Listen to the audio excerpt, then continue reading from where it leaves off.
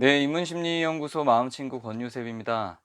오늘은 인생각본, 교류분석의 인생각본의 마지막 편이 되겠습니다. 그 인생각본을 어, 이 교류분석의 전체라고 봐도 될 정도로 사실은 인생각본이 모든 것에 영향을 주기 때문에 뭐 인생각본을 마지막 편으로 한다는 게 좀 말이 안 되는데요. 그래도 인생각본이라는 그 개념을 다루는 데 있어서는 마지막 편이고요. 그 다음에 시간의 구조와 이제 게임 분석으로 넘어가는데, 그런 내용들도 인생각본에 사실상 포함은 돼요. 그러나 그 인생각본의 개념 정리로서는 마지막이다, 이렇게 생각해 주시면 될 것 같습니다. 인생각본을 지금까지 쭉 살펴봤어요. 요약해서 정리하면 어, 무엇인가를 우리에게 하도록 강요하는 드라이브, 그리고 하면 안 된다라고 판단했던 금지, 그리고 무엇인가를 해도 된다라고 생각하게 만드는 허용, 이런 것들이 부모로부터 초기에 우리에게 정리가 됩니다. 그래서 그렇게 초기에 정리된 부모님들의 금지와 강요와 허용한 것들을 중심으로 우리의 생각과 감정과 행동들이 움직여 오죠.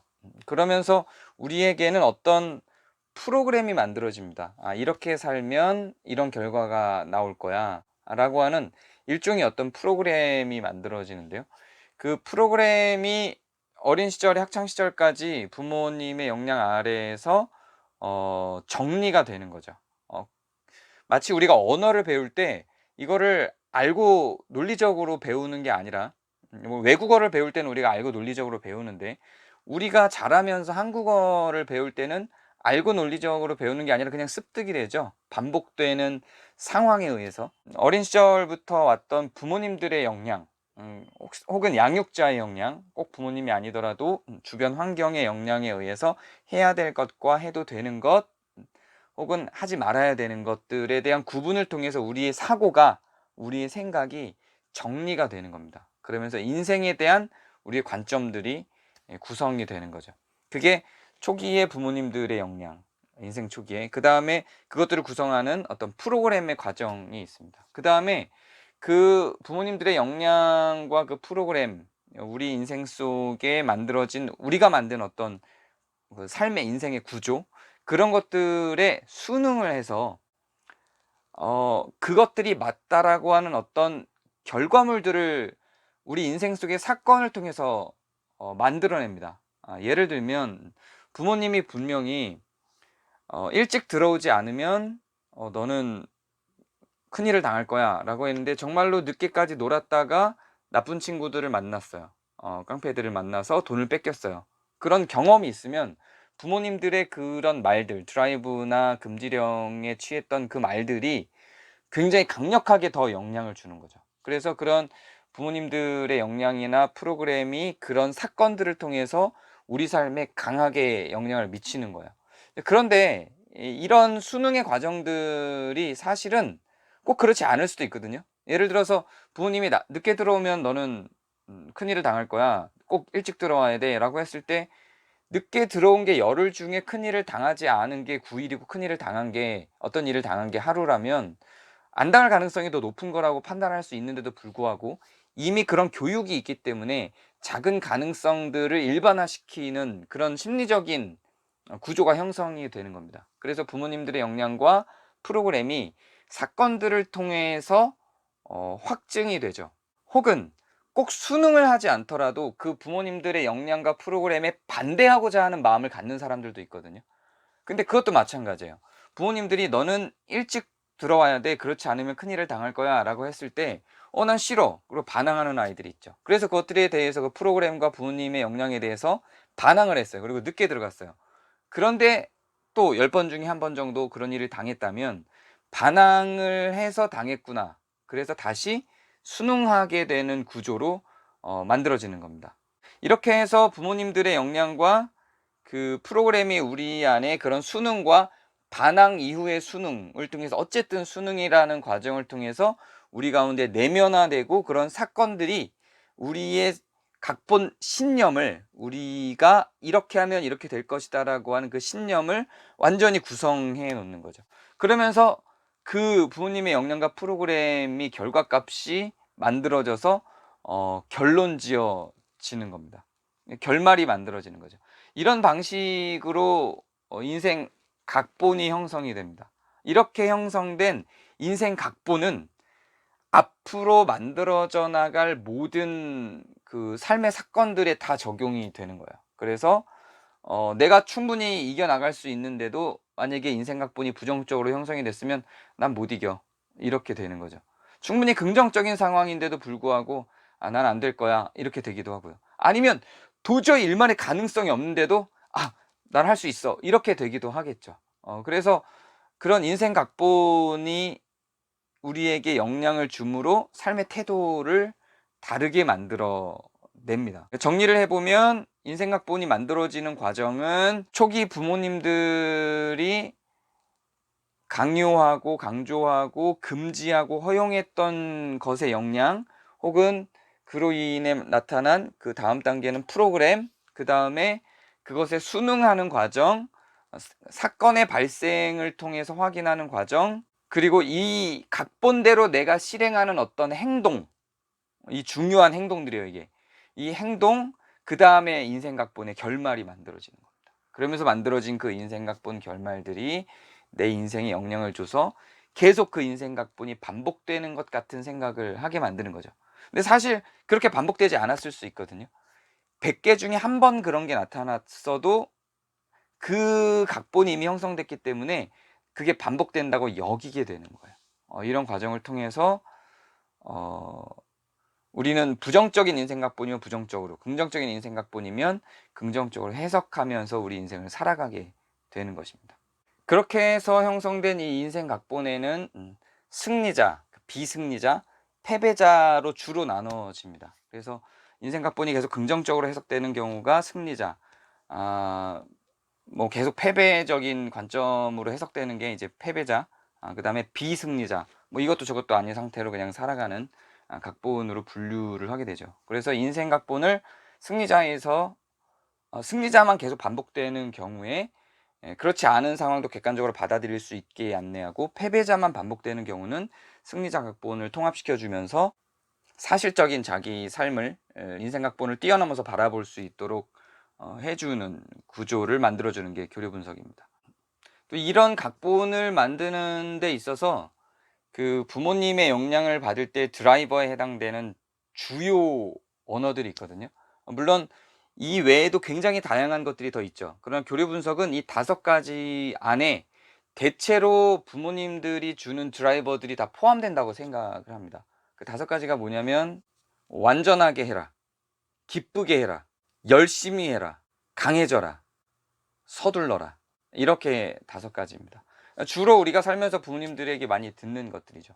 이런 것들이 어떤 영향을 줍니다. 열심히 해라가 주는 영향. 물론 이것들이 다 우리에게 드라이브로 들어와 있을 수 있죠. 근데 이 중에 정말로 내 삶에 영향을 미치는 어떤 한두 가지가 핵심적인 드라이브로 형성이 되어 있습니다.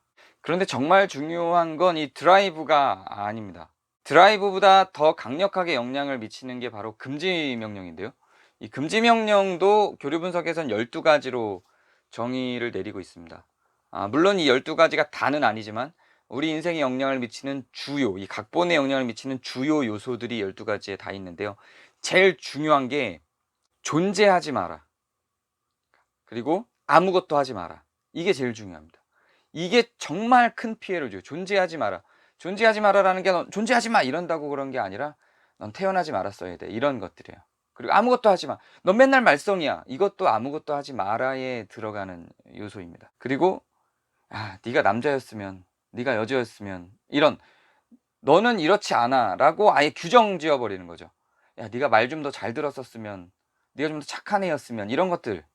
그 아이가 아닌 다른 존재에 대한 희망을 품는 것, 부모가 뭐뭐였으면. 그리고 중요한 인물이 되지 마라. 그냥 조용히 살아. 이런 거. 아이처럼 굴지 마. 아이가 아이처럼 굴어야죠. 아이처럼 굴지 마. 너는 친구들 집단에 갈 때 친구들 집단에 가는 걸 막는 거. 너 집에 있어야지. 어디 친구들 집단에 가. 어디 소속되지 마.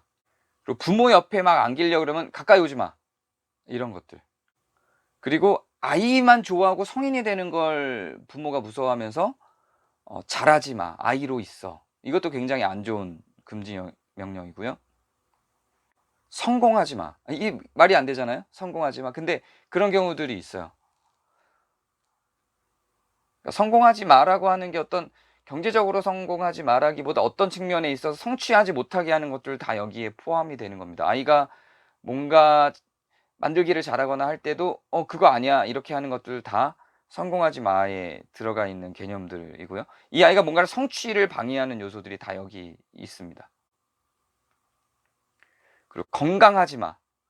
뭐 당연히 건강한 게 부모가 원하는 바이겠죠. 그런데 여기서 건강하지 마라고 하는 요소는 부모가 돌봐줄 대상으로서 아이를 대할 경우에 그런 거예요. 아이가 계속 부모의 돌봄의 대상으로서만 존재하길 원하는 거죠. 그러면 이 아이는 자연스럽게 건강하지 않은 아이로 자기 스스로를 규정하고 부모의 도움을 필요로 하는 아이로 서게 됩니다. 감정 느끼지 마, 슬퍼하지 마 이런 것들을 다 감정에 대한 제약은 전체적으로 다 안 좋고요. 생각하지 마, 엄마 말 들어, 네 생각 중요하지 않아 이런 것들 전부 다 금지 명령인데 아주 안 좋은 형태의 금지 명령들이죠. 이런 것들이 인생 각본을 부정적으로 만드는 데 영향을 줍니다. 그리고 이런 드라이버와 금지 명령으로 인해서 형성되는 각본을 그 6가지 유형으로 분류를 했습니다. 그 첫 번째 유형이 이제 까지 유형이라고 하는 건데요. 내가 뭐뭐 할 때까지는 이거 안 할 거야. 나는 여행을 가고 싶은데 내가 이 자격증 딸 때까지는 여행을 안 갈 거야. 이런 식으로 뭐뭐까지를 설정해 두고 까지는 계속 넓혀 가는 거죠. 이런 식으로 계속 사실상 내가 본질적으로 하고 싶은 것들은 뒷전으로 밀어 놓는 방식의 인생 각본, 이 까지 각본입니다. 까지 각본도 안 좋지만 그 후 각본이라는 게 있어요. 이 그 후 각본은 까지 각본의 반대인데요. '내일 하면 되지. 나 놀고 일단 그다음에 하는 거야.' 이런 것도 그 후 각본이에요. 이 까지 각본과 그 후 각본이 극단적으로 나타나게 되는 이유가 뭐냐면 어느 한쪽으로 치우치기 때문에 그래요. 사실은 필요에 따라서 어 까지 각본이 적용돼야 되는 때가 있고 또 그 후 각본이 적용돼야 되는 때가 있는데 이상하게 사람이 각본이 형성되면 까지 각본이 반복되거나 그 후 각본이 반복되게 돼요. 그래서 그 사람의 성격이 그 각본에 따라서 형성되게 되죠. 그다음에 결코 각본이라는 게 있어요. 금지 명령을 많이 받았을 경우 나타나는 각본이죠. 결코 각본. 난 안 돼. 절대 안 돼. 결코 안 돼." 이런 것들이 결코 각본이에요. 뭔가 단정지어서 생각해 놓고 '그건 안 되는 거야.'라고 생각하는 게 결코 각본입니다. 결코 각본이 가장 많은 신경증들을 유발하는 각본입니다. '난 안 돼. 결코.' 이런 방식의 사고와 생각이 생각보다 우리 안에 제가 만나는 내담자들 특히 우울증을 갖고 있는 분들한테는 이 결코 각본이 굉장히 많아요. 그리고 요 결코 각본하고 쪼금 다른 건데 좀 반대 지점에 있는 건 항상 각본이라는 게 있어요. 항상 나야. 문제는 항상 나야. 항상. 늘. 사실 항상 나는 아니거든요. 다른 사람들도 그 문제에 봉착하고 그 사람들은 그 문제를 극복해서 가는데 이상하게 나에게만 항상 그런 일이 발생해.'라고 생각하게 만드는 각본. 해석의 틀에 나만 있는 거죠. 다른 사람들은 내 눈에 들어오지 않는 겁니다. '항상 나야. 항상 내가 문제야.' 이렇게 생각되는 게 항상 각본이에요. 어떤 문제가 발생했을 때 내가 그 문제를 해결하지 못해서 피해를 입고 나니까 '항상 나야.' 다른 사람들도 그런 문제를 해결하지 못해서 낙망한 적이 있거든요. 그러나 '항상 나야.'라고 내 안에만 항상 그런 일이 발생한다고 생각하는 게 항상 각본입니다. 다섯 번째가 거의 각본이라는 건데요. 이 거의 각본이 되게 재밌어요. 마무리가 잘 안 돼요. 거의 다 도달해요. 거의 다 했어요. 그거는 실제로 일을 마무리 못 하기도 하지만 내 마음이 마무리 안 되기도 해요. 이 둘 다 거의 각본이에요. 무슨 얘기냐면 내가 어떤 이 일을 막바지 마지막 한 단계만 나가면 이 일이 마무리되는데 그 마지막 단계에서 '아 거의 다 왔는데.' 그리고 그냥 단절해야 하는 것. 이것도 거의 각본인데 사실은 다 왔어요. 사실은 다 왔는데 다 왔다고 생각하지 않고 '아 거의 다 왔는데.' 이렇게 생각하는 거예요. 중요한 건 내 삶이 거의지 다 도달하지 않은 채로 늘 끝난다고 생각한다는 거예요. 그러면 늘 불만족스럽겠죠. 이건 신경증을 유발하겠죠. 이게 거의 각본입니다. 그다음에 텅 빈 각본이 마지막 건데 텅 빈 각본은 말 그대로 텅 비어 있는 거예요. 뭘 해야 될지 모르는 거예요. 제가 예전에 그 디스카운트라고 하는 개념을 설명할 때 이 디스카운트라고 하는 거는 디스카운터라는 사람, 양육자거나 선생인 사람이 디스카운티인 나에게 어떤 역량을 줘서 그 역량대로 내가 살아가게 되는데, 어떤 역량을 주냐면 뭔가를 깎아내게, 어떤 욕구나 감정을 억누르고 깎아내게 만드는 역량을 주는데요. 뭐 슬퍼하지 마. 남자가 왜 눈물을 흘려. 이제 이런 것들을 통해서 슬픔이란 감정을 디스카운트하는 거죠.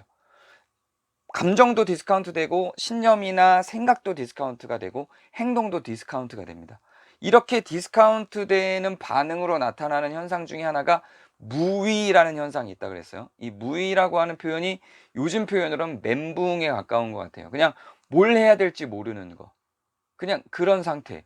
이게 텅 빈 각본이, 이런 무위라는 현상, 뭘 해야 될지 모르는 멘붕 상태가 한순간에만 오거나 디스카운트에 해당되는 어떤 슬픔이란 감정같이 특정 부분에만 해당되는 게 아니라 인생 전역에 뭘 해야 될지 모르겠어. 난 앞으로 뭘 해야 될지 모르겠어.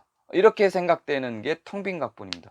이런 것도 당연히 다 부모님의 드라이브와 그런 금지 명령에 해당되는 그런 역량으로 그렇게 해서 만들어진 프로그램과 각본 결말에 의해서 만들어지는 것들이겠죠. 이 텅 빈 각본도 "넌 안 돼. 넌 존재하지 마." 이런 방식의 그 금지 명령을 듣고 자란 사람은 자연스럽게 너무 당연히 텅 빈 각본으로 가게 되겠죠. 그러나 인간은, 교리 분석에서는 인간을 굉장히 긍정적으로 봐요. 그러니까 인간은 이렇게 형성된 각본들을 뛰어넘어서 자기의 새로운 각본을 재창조해서 새롭게 만들어서 재구조화해서 살아갈 수 있다. 이렇게 생각을 합니다. 여러분들에게는 어떤 각본이 있나요? 여러분들에게는 어떤 드라이버가 있었나요? 그 5개 중에서, 혹은 그 외에 더 뭐가 있었나요? 혹은 어떤 금지 명령들이 있었나요? 그 12개 중에서, 혹은 그 12개 외에도 어떤 금지 명령들이 있었나요? 무엇을 허용받고 살아갔나요? 그래서 지금은 어떤 각본이 여러분들을 장악하고 있나요? 교리 분석과 상담을 굳이 통하지 않더라도 이런 자기의 탐색을 통해서 이런 여러분의 각본들을 재구성해 나가게 되시기를 바랍니다. 네, 다음 시간부터는 이제 교리 분석의 어떤 이론들, 교착, 재결정, 시간 구조와 이런 단위적 개념들을 좀 다루고요. 그리고 나서는 이제 심리 게임과 라켓 감정에 대해서 본격적으로 들어가도록 하겠습니다. 이 심리 게임과 라켓 감정이 이제 교리 분석의 어떤 꽃이라고 볼 수 있어요. 이 인생 각본이 전체적인 교리 분석의 그림이라면, 이 심리 게임과 라켓 감정은 일종의 꽃입니다. 이제 그 과정들을 또 기대하고 함께 가주시기 바랍니다. 감사합니다.